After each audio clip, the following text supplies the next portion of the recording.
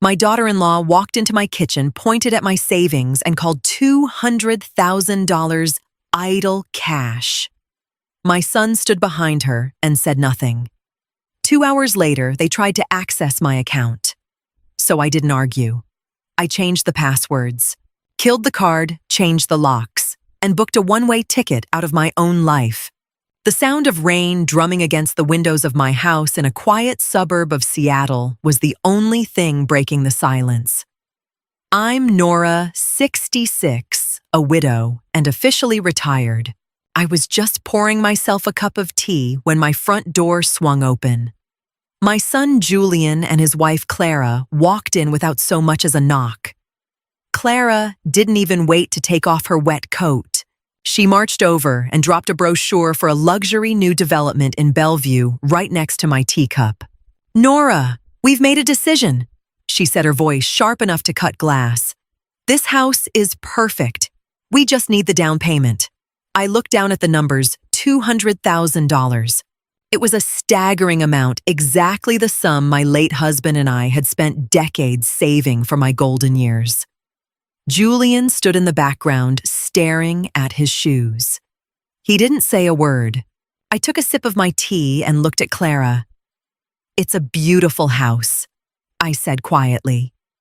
"But how do you plan on financing this? Your job at the gallery is hit or miss, and Julian is already working overtime." Clara let out a short, hollow laugh. "We aren't financing it alone. You have that money sitting in your savings account. It's just idle cash, Nora. We're family, and Julian is your only heir. Why wait?" In that moment, it hit me. They already saw my life savings as theirs. They didn't see me. They saw an ATM with a pulse. I didn't feel angry, just a sudden crystal-clear coldness. I set my cup down and said 3 words, "I'm saying no." Clara froze. The mask of politeness slipped, and for the first time, I saw the naked greed in her eyes. They thought I was a fragile old woman they could push around. They forgot who had been running this house alone for 10 years. The energy in the kitchen shifted instantly, and I knew this evening was just the beginning. Clara's face turned a blotchy red. "No! What do you mean, no?" she hissed. She stepped closer, trying to use her height to intimidate me. "We already talked to the realtor. He's expecting a confirmation by tomorrow morning." I looked over at Julian, who was still practically glued to the doorframe. "Julian, did you tell her that I make my own decisions regarding my money?" I asked calmly. He cleared his throat but refused to meet my eyes. "Mom, come on. It's an investment for all of us. You'd have a room there." A room. In my own life, I was the head of the household, and now they were offering me a room in exchange for my life's work. "I don't need a room in Bellevue," I replied. "I have this house. It's paid off, and it's mine." Clara slammed her hand on the table. "This house is outdated and way too big for you. You're being selfish, Nora. You're sitting on a pile of cash while we're trying to build a future." I stood up slowly. I'm not a tall woman, but in that moment I felt untouchable. "Your future is in your hands, not my safe. Now I'd like you to leave. It's late." Clara gasped. "You're going to regret this. You're all alone without us. Who's going to take you to the doctor? Who's going to keep up with the yard?" She didn't wait for an answer. She grabbed Julian by the arm and dragged him out into the rain. As the door clicked shut, I sat back down. My heart wasn't even racing. I felt strangely light. I knew they wouldn't give up. Clara was manipulative and Julian was too weak to stand up to her. But they had made one fatal mistake. They underestimated how tech-savvy I was with my own finances. I grabbed my iPad and logged into my bank account. It was time to check the access I'd given Julian years ago for emergencies. The battle had just begun. 2 hours later, my phone started vibrating incessantly. It was a text from Julian, but the tone was pure Clara. "Sign the mortgage papers or don't expect to be part of this family anymore. We don't have room for selfishness. Think long and hard about your choice. I read it twice. They were threatening to cut me off if I didn't hand over my entire net worth. It wasn't a request. It was an extortion attempt. Instead of replying, I set the phone aside and opened my banking app. Years ago, I'd given Julian power of attorney over my checking account in case something happened to me. A quick glance confirmed my suspicions. He had tried to access my high-yield savings account, where the $200,000 sat 3 times in the last hour. Because the account required a secondary authorization from me for large transfers, he had failed. With steady fingers, I revoked his access. I changed every password and set up 2-factor authentication on a secondary Google Voice number they didn't know about. Then I checked my credit cards. Clara had an authorized user card for errands she supposedly ran for me. I looked at the recent statements: high-end perfumes, expensive dinners, designer shoes, all filed under the guise of helping mom. I deactivated her card with 1 click. It was nearly midnight. I didn't feel sad anymore, just deeply determined. They wanted to isolate me. Fine. I'd be the one to burn the bridge first. I pulled up a travel site. I'd always dreamed of an extended stay in Maine, where my cousin Martha lives. It would be snowing in Portland right now, exactly what I needed to clear my head. I booked a one-way ticket for the following evening.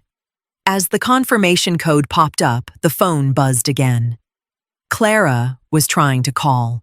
I turned the device off and went to sleep. It was the best sleep I'd had in years. The next morning, I woke up before my alarm. The house felt different, brighter, despite the gray sky. My first stop was the desk in my late husband's office.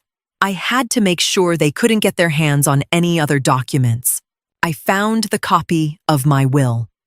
Up until now, Julian was the sole beneficiary. I set it aside. I'd deal with that later.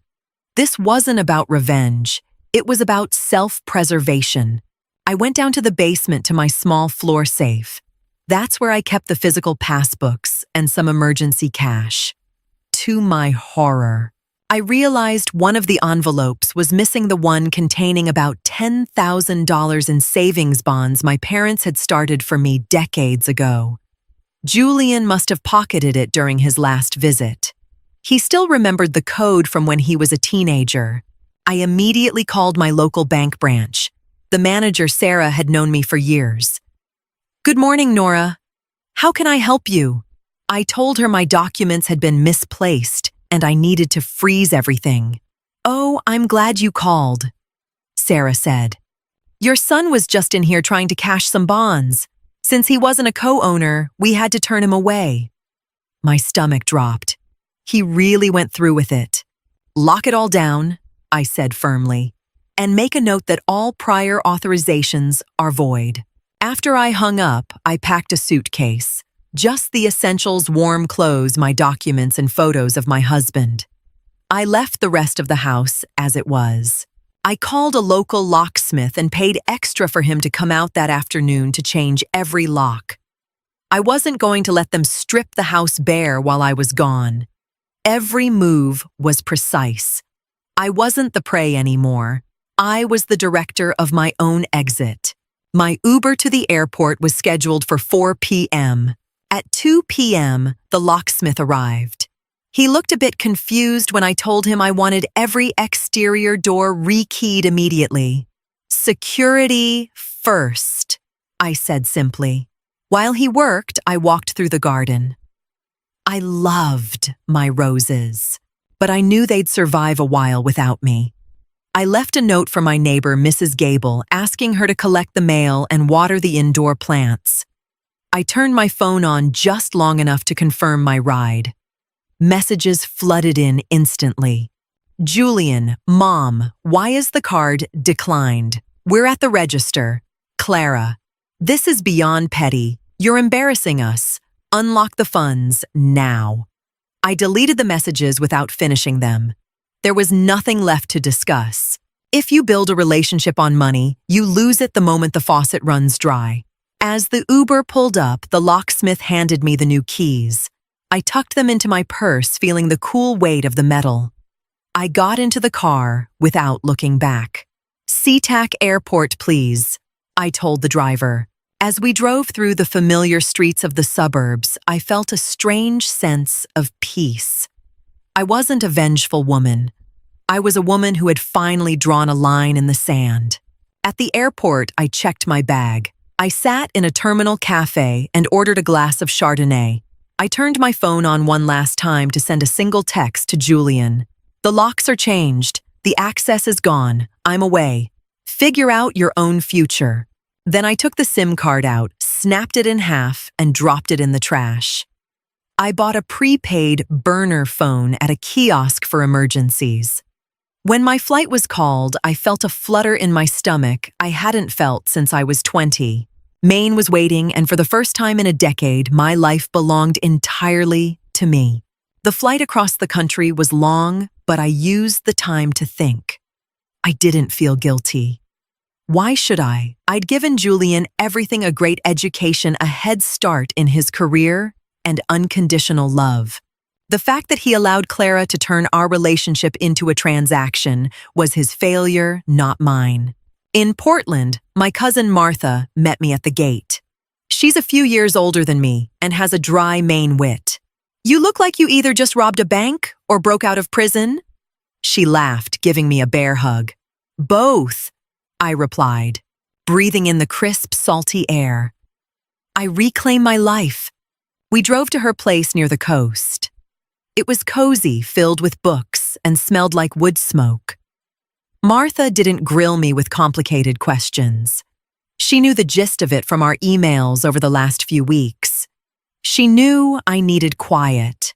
That first night, I slept so deeply, I didn't wake up until noon the next day. After breakfast, I opened my laptop and checked my email. There were several from Julian, each sounding more desperate than the last.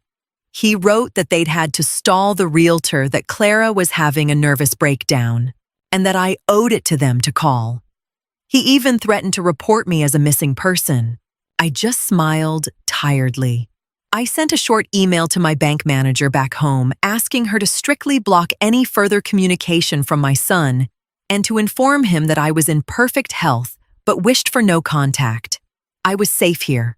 The 3,000 miles of distance was exactly what I needed to snap the emotional chains. Clara and Julian had no power over me here. The weeks in Maine drifted by. I got used to the rhythm of the coast, long walks on the rocky beaches, and late-night talks with Martha. My bank manager, Sarah, eventually sent me a secure message. She reported that Julian and Clara had shown up at the branch multiple times. Clara had apparently made a scene claiming I was mentally unfit and needed to be put under a guardianship. Sarah shut them down cold. I told Martha over dinner. She told them she'd spoken to me personally, that I was sharp as a tack, and that any further attempt to mess with my accounts would result in a police report for elder abuse. Martha nodded. Good for her. It's not that easy to take someone's rights away just because they won't hand over their checkbook. But what shocked me most was a message from my neighbor, Mrs. Gable. She told me that Julian had shown up with a locksmith of his own to try and get into my house. But because I'd hired a professional security firm to monitor the place and warned the neighbors, Mrs. Gable called the cops immediately. Julian had to tuck tail and leave before things got ugly. It was painful to see how far they'd go. It was never about me. It was about the house and the cash. Julian was just a shadow of himself now, a puppet for Clara's bitterness. I felt a brief flicker of pity for my son, but it was quickly extinguished by the realization that he was a grown man. He'd had a choice. He could have said stop the moment Clara started planning how to spend my savings. He didn't. I decided to extend my stay in Maine. I was in no hurry to go back to a home that was being besieged by my own family's greed. In mid-February, I got an email from an address I didn't recognize. It was Leo, Julian's best friend since grade school. He wrote to me privately and very carefully.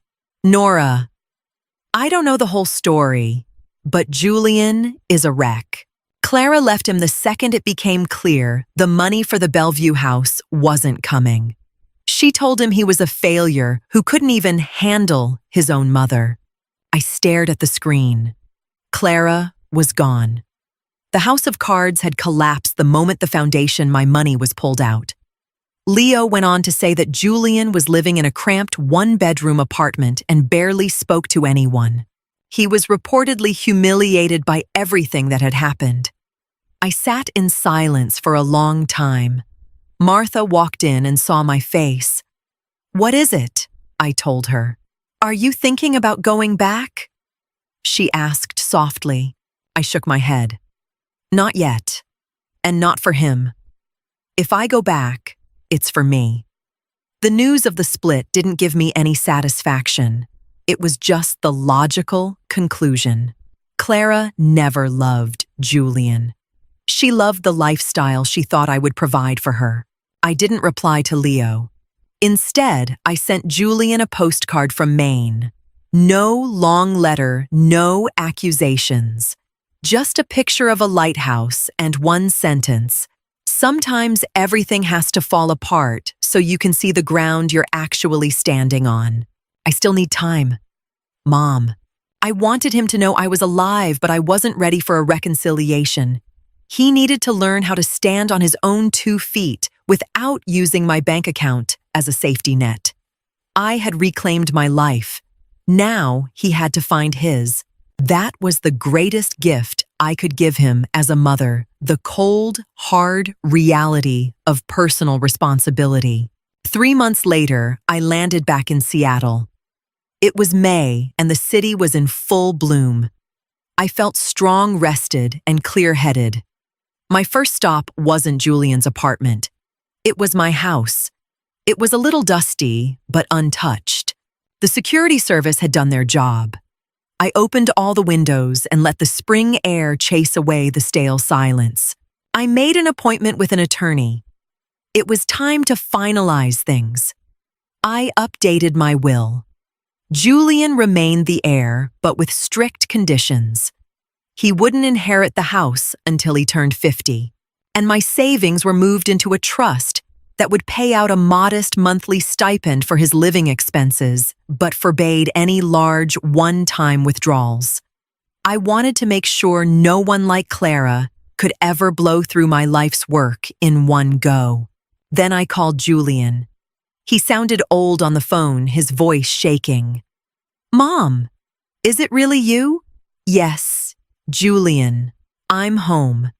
If you want, we can meet tomorrow afternoon at that coffee shop by the water, just us." The meeting was quiet. Julian had lost weight and the spark in his eyes was gone. He tried to apologize, eventually breaking down into tears.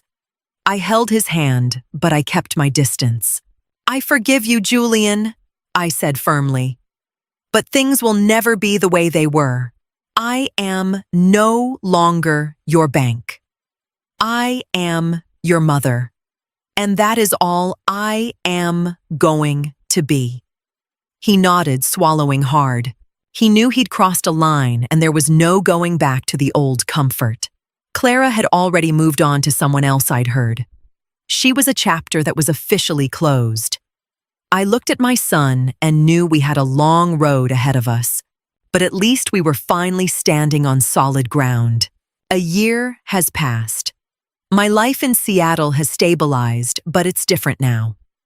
I travel a lot more. This winter, I'm headed back to Maine, maybe for 3 months this time. Julian visits once a week. We talk about his job, the weather, normal things. He never asks about money. He knows that topic is off limits. He's working at a smaller firm now, making less, but he seems more at peace. The weight of trying to meet Clara's demands has vanished. Sometimes I look at him and see the boy I raised before materialism clouded his judgment. He's learning that respect isn't something you can buy. I've made some changes to the house too. I renovated the upper floor and rented it out to a grad student. Not because I need the money, but because I like having life in the house. She helps me in the garden sometimes, and we share a pot of tea. It's a relationship built on mutual respect and clear boundaries, exactly what had been missing from my own family. When I sit on my deck today, I often think back to the moment I booked that one-way ticket. It was the bravest thing I've ever done. I learned that being family doesn't mean being a doormat. True love respects boundaries. I'm 67 years old, and for the first time in my life, I am truly free. My money is secure, my home is my sanctuary, and my soul is at peace. I am no longer a safety net for someone else's greed. I am Nora, and I live by my own rules. And that is the most beautiful success I could have ever imagined. Sometimes you don't lose a family, you lose the role they forced you to play. And that is where freedom begins.